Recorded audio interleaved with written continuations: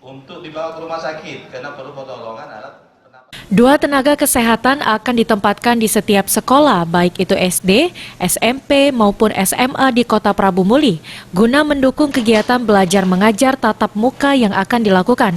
Penetapan 2 tenaga kesehatan di setiap sekolah tersebut guna mencegah timbulnya klaster baru saat berlangsung kegiatan belajar tatap muka di sekolah. Selain tenaga kesehatan, nantinya Satgas COVID-19 juga akan melakukan evaluasi dan memonitor KBM secara berjangka. Nanti berlangsungnya kegiatan sekolah dan kita ada evaluasi dari per minggunya, dari per hari per minggu sampai per bulannya. Ada evaluasi? Ada sampai 3 bulan ya, 3 bulan itu yang benar-benar kita intervensi langsung dengan menempatkan 2 nakes di masing-masing sekolah.